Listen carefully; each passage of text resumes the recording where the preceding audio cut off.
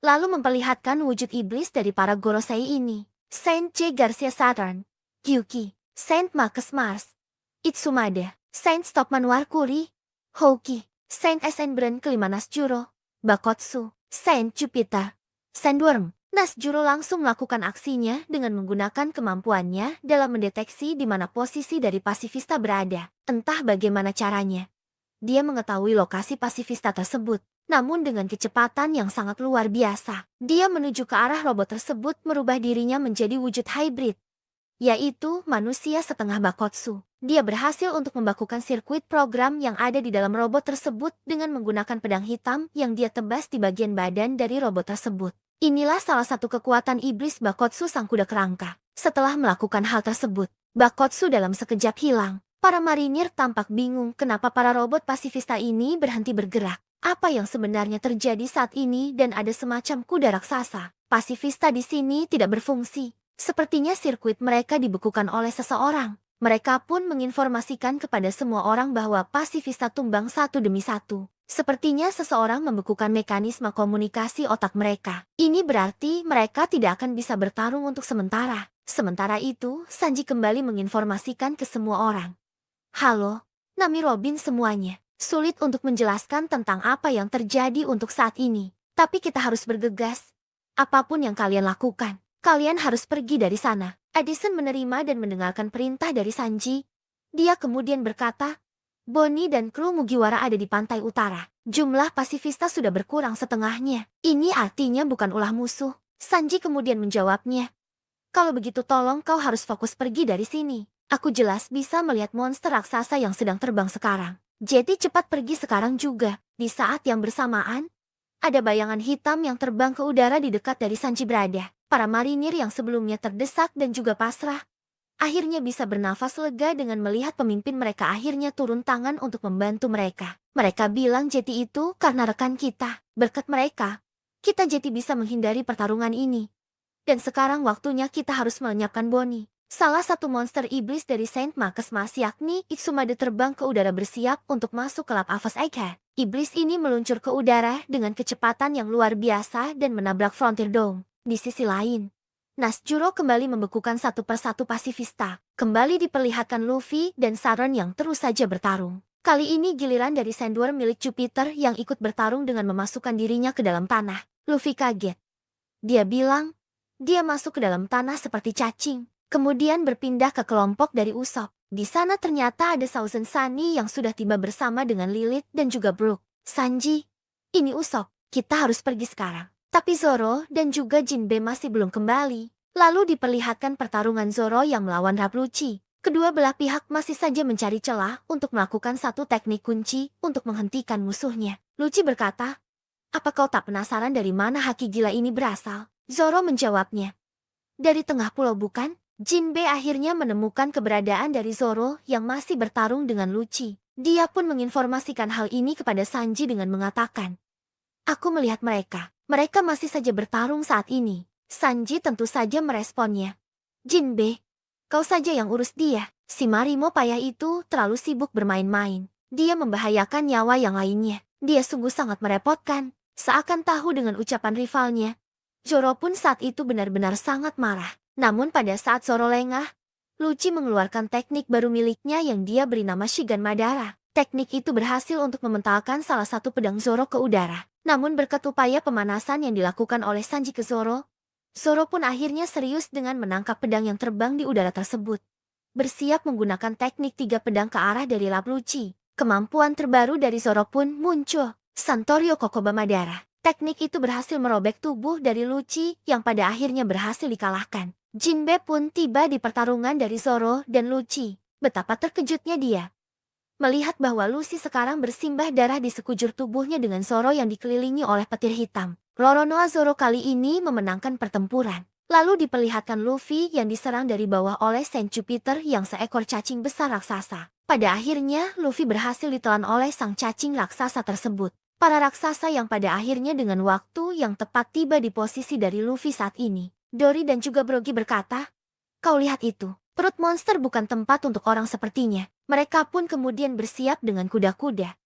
mengeluarkan teknik kuat bernama Daiohnoku. Tebasan dari teknik tersebut berhasil untuk memotong kepala dari cacing monster raksasa tersebut. Itu pun mengeluarkan Dewa Matahari dari dalam tubuh monster tersebut.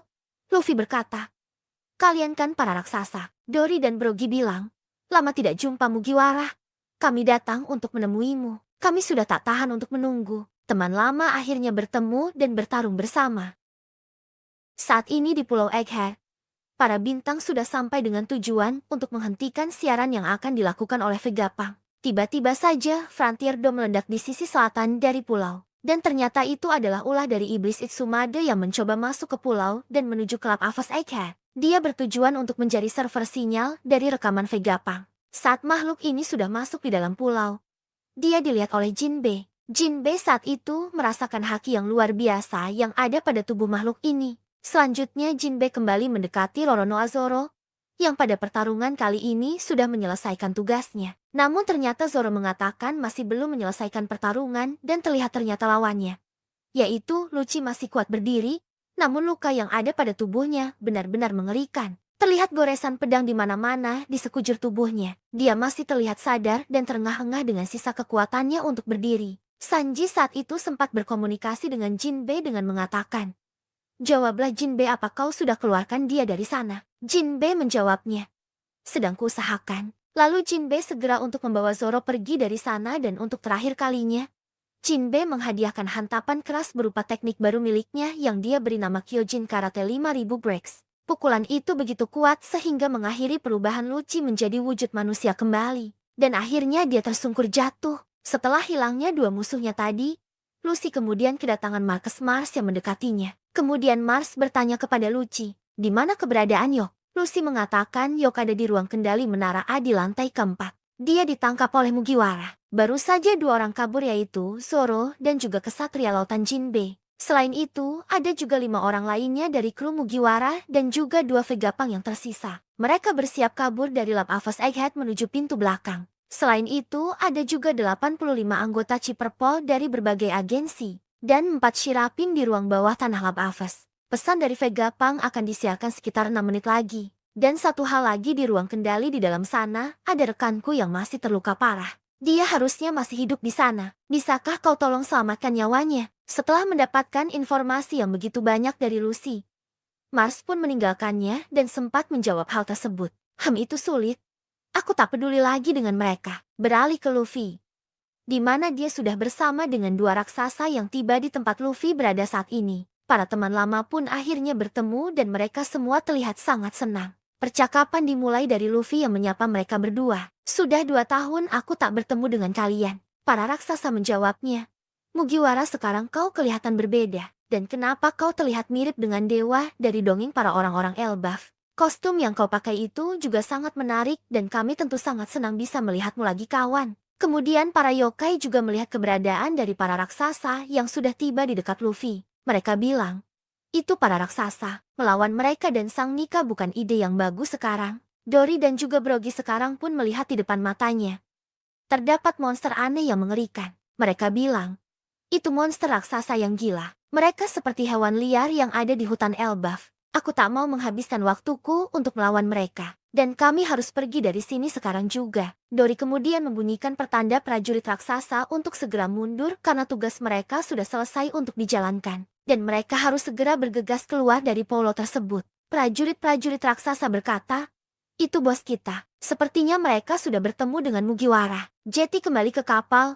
Kita akan pergi dari sini sekarang." Setelah hal itu, momen mengerikan pun terjadi, di mana satu dari Gorosei mencoba untuk menyerang mereka. Saint Topman Warkuri dengan wujud babi hutan iblisnya menyerang mereka menggunakan raungan haki penakluk yang super kuat. Area di sekelilingnya pun hancur diikuti dengan momen kocak Luffy yang terkena raungan haki tersebut. Efek serangan tersebut menyebabkan beberapa anggota tubuh seperti mata dan bahkan bekas luka dari Luffy copot dari tubuhnya. Ekspresi wajah dari Brogy melihat momen ini tentu benar-benar kocak. Raungan haki raja tersebut menggelegar di seluruh pulau dengan kilatan petir hitam yang tersebar. Itu pun sampai di kapal angkatan laut yang berada di laut. Tentu saja haki ini menyebabkan beberapa prajurit marinir yang merasakannya. Kedua raksasa itu kemudian membangunkan Luffy. Mereka tak percaya dengan apa yang dilihatnya. Dia bertanya betapa anehnya tubuh dari Mugiwara sekarang.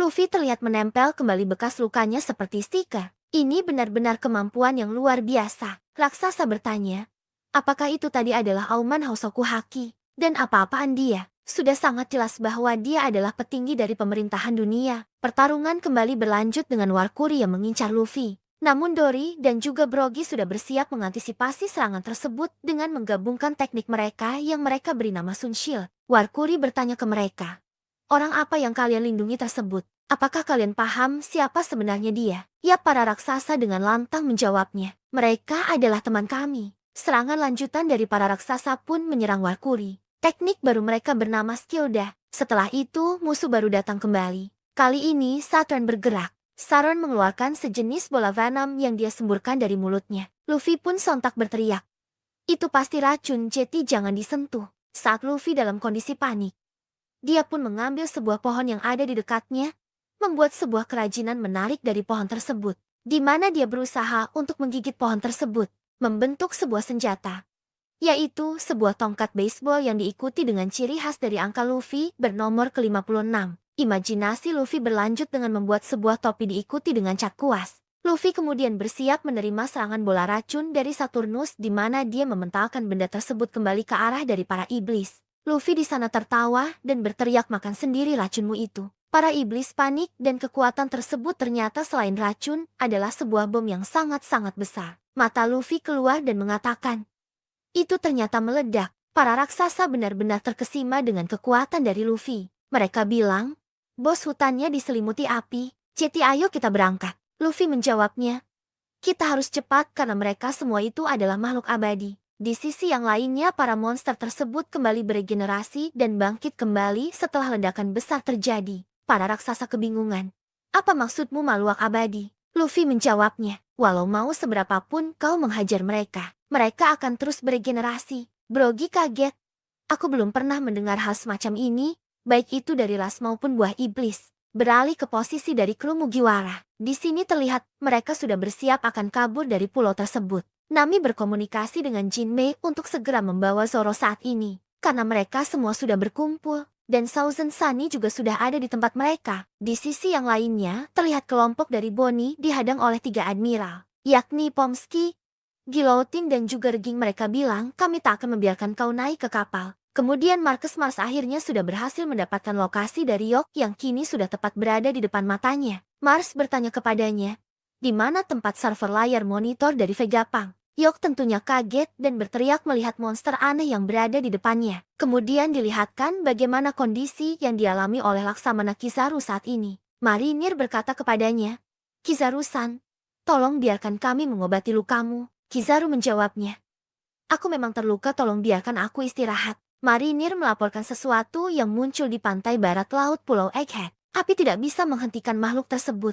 Itu sepertinya raksasa dengan makhluk yang berada di tengah-tengah api. Dan sepertinya dia mengatakan sesuatu. Ternyata robot kuno sudah bangkit sepenuhnya dan mulai berjalan di tengah-tengah kobaran api. Dia besar dan mulai berjalan sambil mengatakan sesuatu. Maafkan aku, Joy Boy. Robot kuno bersiap bergabung ke dalam pertempuran. Semakin kacaunya keadaan yang terjadi di Pulau Egghead. Kapal-kapal dari pemerintahan dunia terus menembaki pulau tersebut.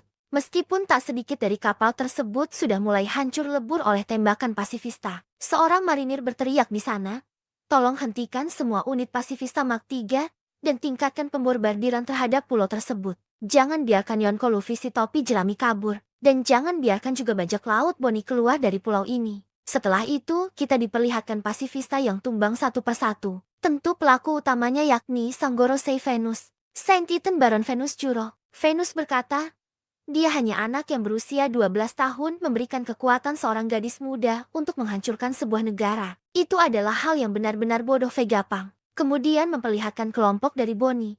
Yang bersamanya saat ini adalah 2 orang raksasa yakni Kaimo dan juga Kasi, yang bertugas untuk mengantar mereka semua menuju ke kapal bajak laut raksasa. 2 raksasa itu berkata, cepat segera kembali ke kapal. Seseorang yang cukup bodoh baru saja akan mendarat. Di sana kapal perang marinir terus saja membombardir meriamnya. Mereka bilang, jangan biarkan mereka berlayar. Tenggelamkan kapal mereka yang akan menuju ke Elbaf. Perterangan pun dimulai dengan kelompok ini berhasil dihentikan oleh wakil Laksamana Red King yang ada di depan mereka. Pertarungan pun tidak bisa terhindarkan. Salah satu anggota dari mereka yakni Cyborg Frankie berusaha melawan wakil Laksamana ini. Red King berkata, "Aku tak akan membiarkan kalian lewat." Frankie menjawabnya, "Menyingkirlah dari jalanku." Frankie lalu menggunakan tekniknya yakni Strong Right. Kemampuan ini berhasil untuk menghantam mulut dari sang wakil Laksamana hingga mengeluarkan banyak darah. Pertarungan berlanjut. Sekarang Bonnie dihadang oleh salah satu wakil Laksamana yang bernama Pomsky. Pomsky berkata, "Di sana persiapkan dirimu, aku tidak akan membiarkan senjata militer kita berakhir pada orang sepertimu." Namun yang terjadi, Bonnie malah menyentuh bagian wajah dari wakil Laksamana ini, dan kemudian menendangnya dengan sangat kasar yang dilihat oleh wakil Laksamana lainnya bernama Guillotine. Bonnie bilang di sana, "Ayahku adalah seorang pahlawan. Jauhkan dirimu dan rasakanlah ini." Beralih menuju ke laboratorium yang ada di Pulau Egghead, dilihatkan siaran Vegapunk yang masih aktif. Stella beserta dengan para Vegapunk lainnya sedang berbicara sesuatu. Inti dari pembicaraan mereka adalah bahwa tersisa waktu sekitar 4 menit lagi untuk pesan akan tersampaikan melalui sinyal ini. Dalam laboratorium tersebut saat ini ada Mars yang bersama dengan Yok, yang dimana Yok ini mengarahkan yokai tersebut menuju ke tempat di mana diduga menjadi server sinyal dari siaran tersebut. Tanpa basa-basi, Mars langsung menghancurkan ruangan yang disebutkan oleh Yok tadi dengan semacam laser yang menghancurkan sepersekian detik bangunan tersebut. Mars pun tampak kesal dan berkata, "Lihat, tidak terjadi apa-apa di sini. Siaran itu tidak berhenti." Yok di sana pun menjelaskan, "Tunggu dulu, jangan melakukan apapun yang mencegah hal lain terjadi. Jika aku Stella, aku pasti akan menyembunyikan siput transmisi streaming di tempat lain." Mars berkata, "Kalau begitu sampai kita menghancurkan seluruh laboratorium." Yok kemudian menjawab, "Itu tidak ada gunanya. Turbe lantai 2 adalah di mana tempat lantai pengembangan senjata dan juga lantai satunya adalah tempat pembangkit listrik. Begitu juga dengan Tower C di lantai ketiga. Semuanya adalah hal unik yang penting dan tidak boleh untuk dihancurkan. Dan satu lagi, jika laboratorium dihancurkan, kehancurannya akan sangat kuat sehingga akan menghancurkan Pangrecor juga. Jadi pikirkanlah alur pemikiran kau harus sama dengan pemikiran dari mereka." Di saat mereka berbicara, Mars merasakan suara kecil yang berasal dari Pangrecor.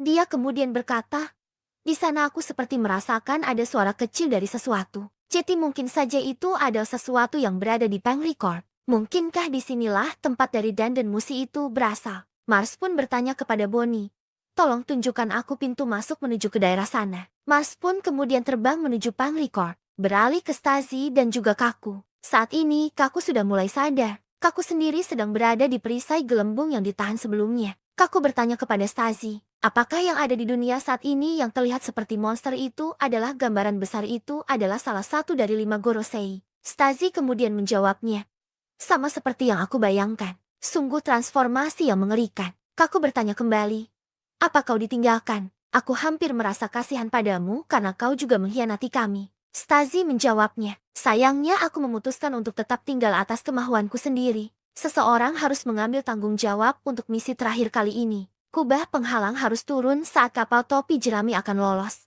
Beralih ke kelompok dari Nami. Kita melihat di sana mereka berbicara soal tujuan mereka, yakni menggunakan Thousand Sunny yang akan menuju ke kapal dari para raksasa. Perbincangan dimulai dari Addison. Dia berkata bahwa permintaan untuk menurunkan kubah perbatasan hanya dapat dilakukan dari ruang komando. Kabur yang aman adalah cara yang tepat untuk membalas budi kalian. Nami kemudian menjawabnya, "Itu benar. Kita harus melakukan hal yang terbaik untuk cara kita kabur dari sini." Robin berkata, "Tapi sejujurnya belum tentu Vegafast 01 ini mampu terbang sejauh itu." Addison menjelaskan, "Aku sudah melakukan beberapa perhitungan dan menurut mekanik klasik, sebuah kapal akan 100% jatuh ke tanah." Usopp mengatakan bahwa persiapan untuk melakukan itu sudah selesai. Zoro dan juga yang lainnya ada di sana.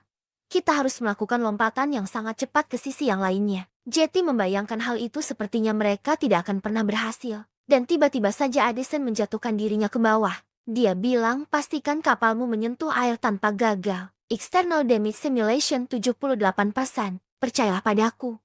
Kita tidak akan mati. Ayo pergi sekarang." Sementara pertarungan masih berlanjut antara Luffy yang berhadapan dengan Gorosei Jupiter. Terdapat gumpalan angin yang seperti masuk ke dalam satu titik menuju ke tengah-tengah dari pulau. Ternyata itu adalah ulah dari Gorosei Jupiter yang menggunakan mulutnya untuk menghisap angin yang berada di sekitarnya. Seluruh pepohonan dan bahkan beberapa pasukan marinir pun ikut terhisap ke dalam mulutnya. Sementara itu, Luffy, Dory, dan juga Brogy mencoba untuk menjauhi area mereka berada saat ini dan berlari dengan sangat susah bergerak karena kemampuan dari Jupiter ini. Luffy berkata, "Sialan kau jika kau sangat lapar.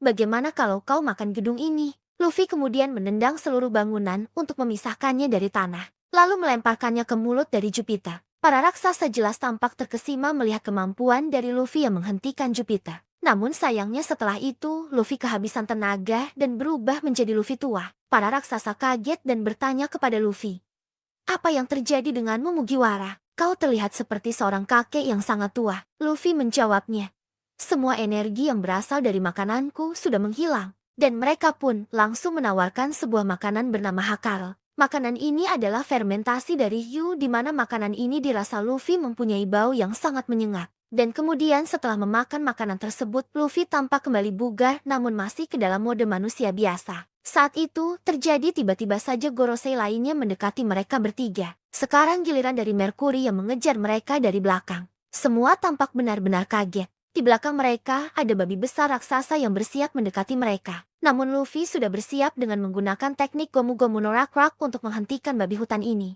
Namun ternyata serangan yang dimiliki oleh Luffy ini malah berefek kepada tangannya sendiri yang terbakar dan merasa kesakitan. Kembali diperlihatkan laboratorium di mana saat ini posisi dari kelompok Nami sedang dikejar oleh Saron yang sudah tiba di tempat mereka berada dengan kaki laba-laba Saron yang mencengkeram awan dan bersiap untuk mengintimidasi kelompok ini. Sementara itu di sisi timur pantai Pulau Egghead, hal yang sama juga terjadi, di mana kelompok dari Bonnie sudah tiba di kapal bajak laut raksasa. Dihadang oleh Nusjuro yang sekarang tepat berada di depan mereka dengan siluet yang benar-benar mengerikan. Lalu memperlihatkan laboratorium Pangrekord. Mars akhirnya tiba di tempat teratas Pangrekord, di mana itu adalah tempat persembunyian dari Dan dan musi siaran sinyal dari Vegapunk. Layar monitor di sana berkata bahwa waktu yang tersisa hanya 1 menit lagi untuk menyiarkan pesan dari Vegapunk. Namun benar-benar sangat disayangkan, Mars sudah berada di depan dari benda tersebut sekarang. Dia berkata, "Jeti ini dia, kau kurang beruntung Vegapunk." Dan tiba-tiba Mars mendengar sesuatu yang aneh. Mars melihat ke atas dan mengamati sesuatu dengan wajah yang benar-benar serius. Sesuatu datang mendekati mereka. Diperlihatkan kembali Pulau Egghead dengan siaran yang masih saja berlangsung hingga saat ini. Dalam kurun waktu 1 menit lagi, apakah otak terbaik di dunia saat ini sedang berpikir? Otak terbesar di dunia yaitu Pangrekord. Setelah itu, kita diperlihatkan Vegapunk yang berbicara dengan semua Vegapunk. Vegapunk berkata, "Nah, karena kopinya tidak mau dingin dan waktu kita sangat sedikit. Jeti, apakah siput kita sudah siap?" Saka pun bilang, "Sejak 30 detik yang lalu." Pitagoras mengatakan, "Ini sudah disiarkan dan dilihat oleh penjuru dunia dan itu membuatku sedikit malu." Di dalam Pangrekord, Mars langsung berkata, "Jeti ini adalah kau yang sebenarnya." Mars melihat sebuah kepala raksasa dari Vegapunk yang masih berisi dengan rambutnya di sebuah tabung besar dengan cairan yang mengelilinginya. Tabung itu pun juga disambungkan ke beberapa kabel yang menyatu ke Pangrekord.